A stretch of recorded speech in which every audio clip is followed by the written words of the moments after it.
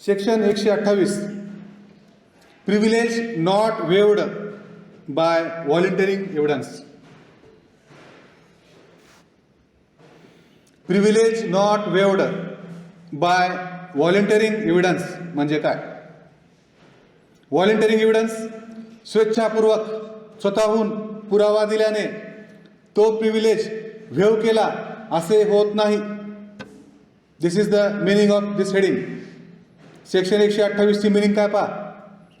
Privilege not waived by volunteering evidence, स्वेच्छापूर्वक पुरावा दिला म्हणून तो प्रिव्हिलेज वेव केला असे होत नाही.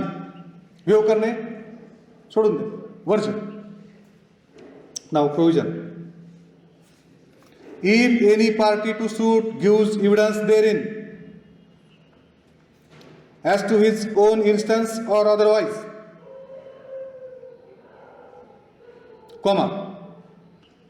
जर दाव्यातील पक्षकाराने स्वतःहून किंवा अन्य प्रकारे पुरावा दिला, he shall not be deemed to have consented thereby to such disclosure as is mentioned in section 126.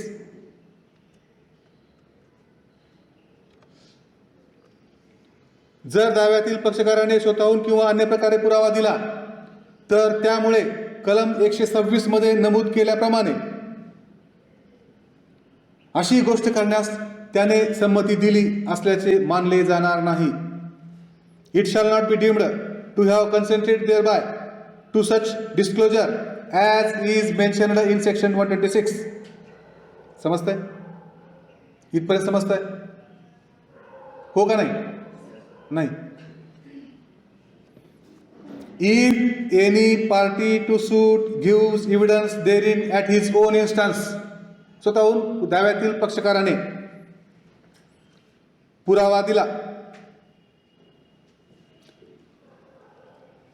he shall not be deemed to have consented thereby to such disclosure as is mentioned in section 126. तर त्यावेळी त्यानं स्वतःहून पुरावा दिला म्हणून कलम 126 मध्ये नमूद केल्याप्रमाणे काय केले नमूद? Without express consent of client that attorney pleader वकील is not permitted to disclose any such communication document or advice. तर त्यानं त्या ठिकाणी संमती दिली असं मानले जाणार नाही. म्हणजे 126 मधला क्लायंट आहे आणि त्याच मुद्द्यावर त्यानं स्वतःहून पुरावा दिलाय जो की एक्सप्रेस कन्सेंट शिवाय तो ॲडव्होकेट ते कम्युनिकेशन किंवा ते डॉक्युमेंट किंवा तो ॲडवाइस डिस्क्लोज करू शकत नाही, असं त्याला तिथं प्रिव्हिलेज आहे. मग यानं स्वतःहून तशा प्रकारचा पुरावा दिला न्यायालयामध्ये म्हणजे तिथं 126 मध्ये त्यानं संमती दिली असं मानलं जाणार नाही. इथे का लक्षात? म्हणजे 126 आणि 128 interlinked with each other. If any party to suit gives evidence therein at his own instance or otherwise, he shall not be deemed to have consented thereby to such disclosure as is mentioned in section 126. जर दाव्यातील पक्षकाराने स्वतःहून किंवा अन्य प्रकारे पुरावा दिला तर त्यामुळे कलम 126 मध्ये नमूद केल्याप्रमाणे अशी गोष्ट करण्याला त्याने संमती दिली असे मानले जाणार नाही. पार्ट फर्स्ट संपला. And if any party to suit or proceeding calls any such barrister attorney वकील ॲज अ विटनेस, मग त्या क्लायंटनं त्या ठिकाणी त्या वकील साहेबांना विटनेस म्हणून न्यायालयामध्ये बोलवलं असेल in any suit or proceeding, he shall be deemed to have consented to such disclosure. He shall be deemed to have consented to such disclosure only if he questions such barrister which barrister, attorney or vakil on matter which ज्या प्रकरणाबद्दलचा त्यानं प्रश्न विचारला तेवढ्याच हद्दीपुरता.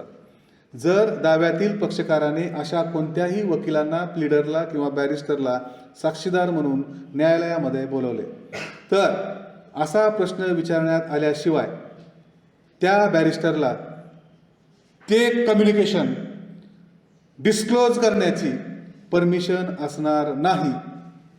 आणि त्याबाबत त्या पक्षकाराने असे प्रश्न विचारले तर त्याप्रमाणे प्रकट केल्या जाण्यास त्यानं संमती दिल्याचे मानले जाईल. म्हणजेच to what extent the question has been asked by that client in connection with that privileged communication as per section 126. 126 मध्ये जे काही त्याचं कम्युनिकेशनला प्रिव्हिलेज मिळालेलं आहे त्याच्या संदर्भात त्यानं जो काही प्रश्न विचारला तेवढ्या हद्दीपुरतं त्या वकिलांना मोकळीक असेल किंवा त्याला संमती दिली असं समजलं जाईल. सेक्शन 128 काय सांगतो परत एक वेळेस लक्षात घ्या. If any party to suit gives evidence therein at his own instance or otherwise he shall not be deemed to have consented thereby to such disclosure as mentioned in section 126. जेव्हा दाव्यातील पक्षकाराने स्वतःहून किंवा अन्य प्रकारे पुरावा दिला तर त्यामुळे कलम 126 मध्ये नमूद केल्याप्रमाणे अशा गोष्टीला त्याने संमती दिली असे समजले जाणार नाही. परंतु जर त्या दाव्यातील पक्षकाराने पुढचा part and if any party to suit or proceeding calls any such barrister, pleader, attorney or वकील as a witness, जर त्या दाव्यातील पक्षकारांनी त्या वकिलांना न्यायालयामध्ये साक्षीदार म्हणून बोलाविलेलं असेल तर त्यावेळेस मात्र अशा कोणत्याही प्लीडरला किंवा त्या वकिलाला प्रश्न विचारण्यात आल्याशिवाय